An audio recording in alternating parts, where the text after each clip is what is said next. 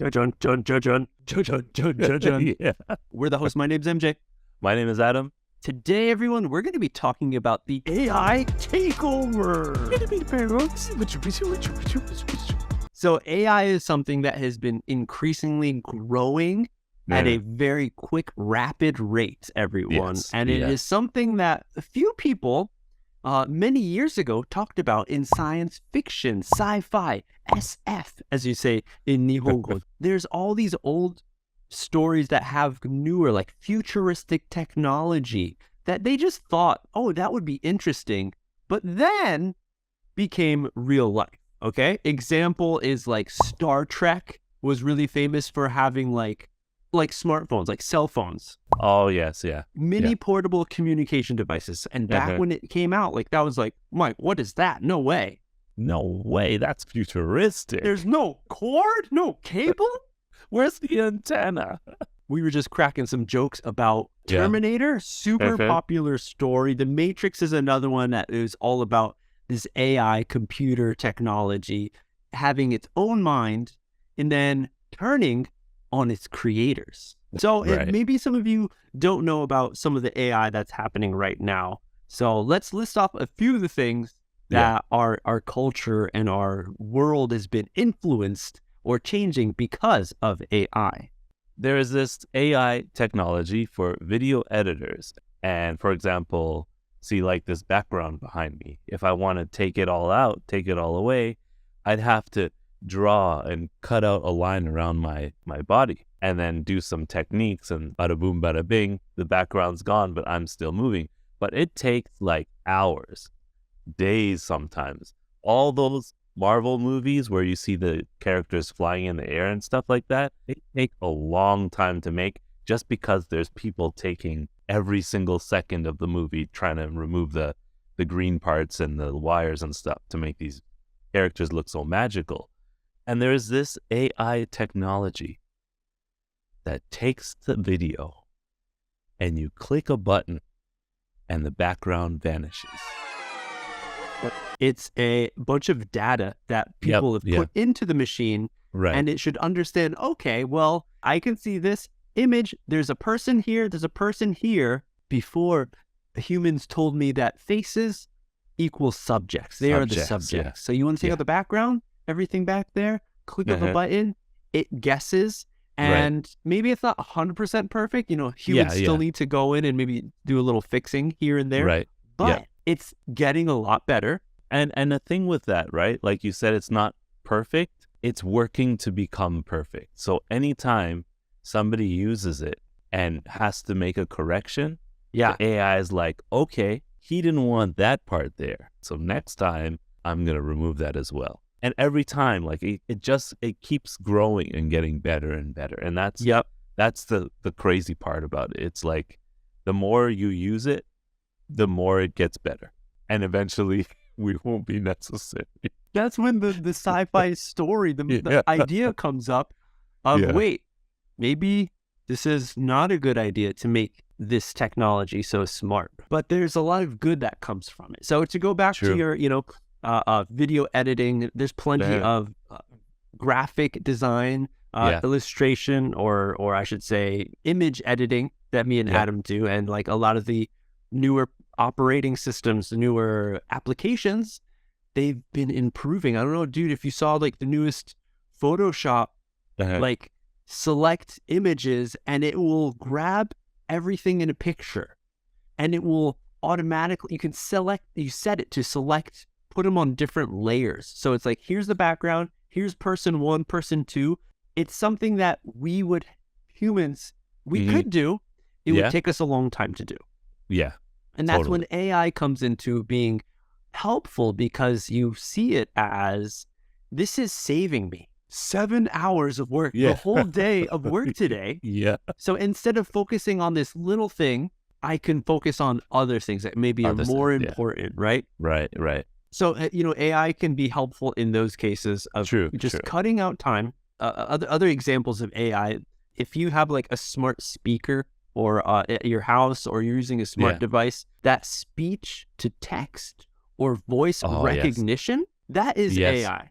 It's not a real human listening to what you're saying and guessing, oh, this is what it is. It's a fully automated AI machine that learned what your voice is, what different languages are, and can understand.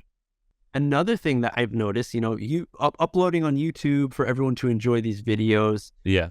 The automatic generated captions yes. have gotten a lot better too. Example, like my name, MJ, it's not so common. It is recognizing it as a name, where in the past, maybe it was trying to say like emu. Or something weird. Adjacent. Yeah, something, right? It's trying to figure out a word that sounds like MJ, but it wasn't. Right. But it's improving. Same with if anyone's trying to use like online translators, like Google. Yeah, I was going to say that too. Holy moly. Which again, it just goes back to what I was saying about like, wow, why learn a language when we have Google Translate? Wow, why learn how to edit video when I can just do it in the click of a button?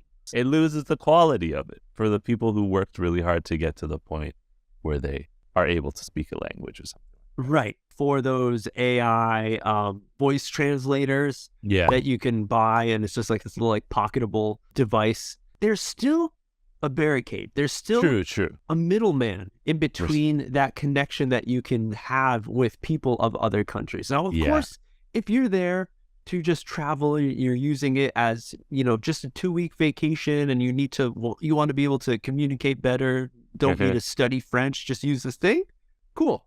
That should do a good job. But if you want to have a deeper connection to people, and the culture of those people from that different land, like, you cannot just be relying on automatic AI translation. Right. Yeah, for sure. You're never going to get to that next level of understanding the true people. So that is one source of, like, I think where people are still happy with putting in the time and effort to learn a language or to learn a skill where, it was difficult back then, but now it's easier. But how much time should I put into these small things that AI can do compared to how much time I should spend doing other things that could help me in different points of my life? Totally. Like driving a car, example, right? Yeah. Do we technically need to drive cars? I'm not a race car driver. It's not my job. It's not my career. So I don't need to be really good at driving a car. Of course, I want it to be safe. But in the end, if AI can create a safer system where every car on the street is AI and there's like no accidents, that's the best thing. Nobody wants to get an accident. No. Medical bills and repair bills, like all of that is so bad. So that is like kind of one type of skill that the humans maybe in the next like 50 years can let go of, so we can focus on other things. But it always goes down to when is too much. There's one AI, and it's getting really popular now, not just for, the buzz that it's creating because of how powerful it is, but the fact that it can take just words, you explaining something, and create a whole story. For example, you can type in a few keywords, like make a story about a boy who meets a wizard. And this AI will go and create this 300-page novel about a boy who meets a wizard. Yeah. Or, those kinds of things where people had creative imagination. And now we can just ask the computer to do it for us and maybe even get away with making it our own.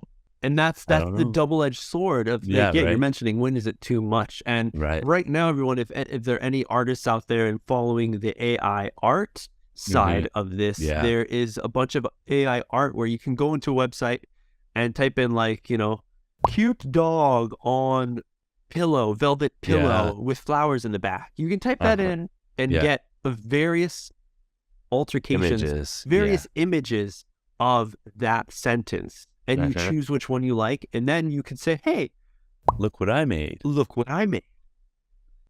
technically, it's not a lie.